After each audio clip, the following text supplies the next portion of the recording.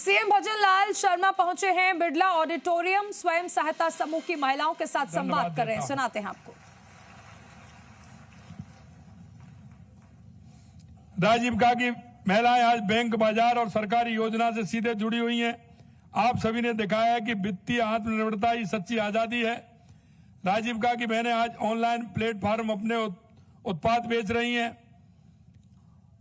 कहां बचाना, कहां खर्च करना, यह आप सबसे बेहतर कोई नहीं जानता।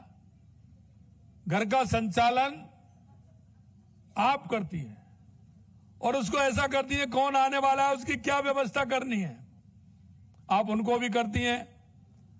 और आपके तीज त्योहार आते हैं, लेने के देने के, उनको भी पूरी तरह से निभाती हैं। और हमारी संस्कृति की भाग अगर कोई है तो हमारी माता बहनें हैं, जिसको बढ़ाने का काम कर रही हैं।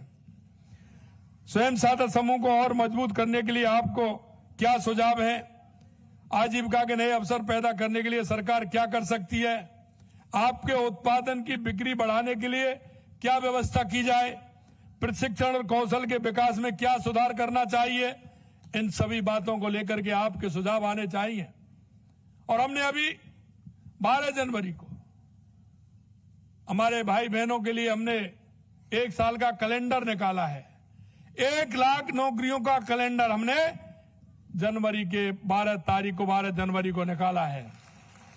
हमने 1 लाख नौकरियां दी हैं, 1 लाख से ज्यादा नौकरियां हमने दे दी, नियुक्ति पत्र 1,44,000 हमारे प्रक्रियाधीन चल रहे हैं। और 1 लाख का कैलेंडर हमने निकाल दिया, क्योंकि हमारी बहन, हमारा भाई वो पूरी ताकत के साथ बढ़े, उसमें देखे कि कब उसकी भर्ती कब होने वाली है, कब वैकेंसी निकलने वाली है, मन करके तैयारी करे, पूरे मन से तैयारी करे। राजस्थान सरकार पूरी तरह से तैयार है हमारे भाई बहनों को नौकरी देने के लिए। राजस्थान में 51 लाख ग्रामीण परिवारों को 4 लाख से अधिक स्वयं सहायता समूह से जोड़ा है। 32,000 ग्राम संगठन और 1,000 से अधिक क्लस्टर लेवल फेडरेशन के माध्यम से राजीव का मजबूत नेटवर्क तैयार किया गया है। आजीविका संवर्धन के अंतर्गत लगभग 36 लाख परिवार कृषि एवं पशुपालन आधारित गतिविधियों से जुड़कर काम कर रहे हैं। राजीविका के माध्यम से स्वयं सहायता समूह की महिलाओं को रुपए 2,000 करोड़ से अधिक की राशि आजीविका संवर्धन हेतु प्रदान की गई है।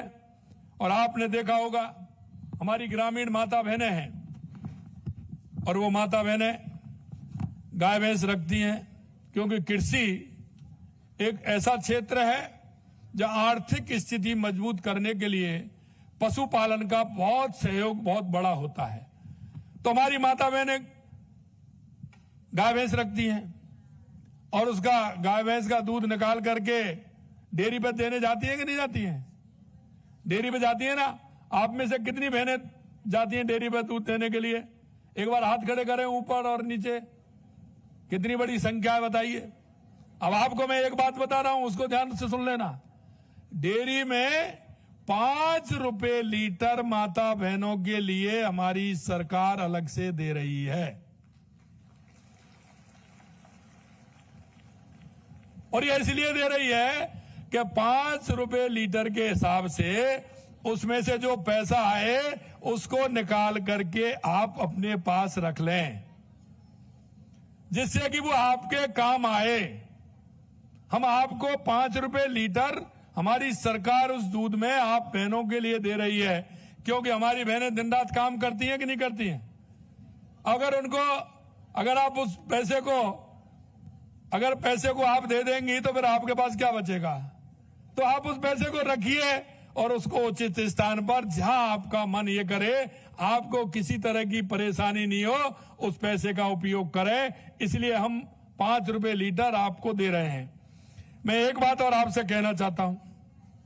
हमने देखा कि हमारी कुछ माता बहनें कृषि एवं पशुपालन गैर कृषि गतिविधियों को भी बढ़ावा देने हेतु 3,500 से अधिक उत्पादक समूह का गठन किया है। तो उसके लिए भी हमारी सरकार काम कर रही है। इन उत्पादक समूहों के माध्यम से लगभग 3 लाख परिवारों को कृषि पशुपालन गतिविधियों से जोड़ा गया है। लाड़ो प्रोत्साहन योजना के तहत राशि 1 लाख रुपए से बढ़ाकर के हमने 1.5 लाख कर दी है। प्रधानमंत्री मातृ वंदना योजना में 5,000 से बढ़ाकर 6,500 रुपए कर दी है।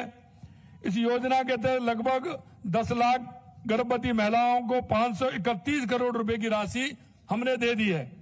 मां वाउचर योजना से गर्भवती महिलाओं को निःशुल्क सोनोग्राफी की सुविधा मिल रही है कि नहीं मिल रही है? आप जाइए, कोई दिक्कत नहीं है। कहीं तो दिखाने नहीं जाती थी हमारी बहनें, उनको परेशानी हो जाती थी, सोनोग्राफी के लिए पैसा नहीं है, उसको पैसा नहीं है, ये नहीं है। हमने कहा किसी को चिंता करने की जरूरत नहीं है, आप जाइए।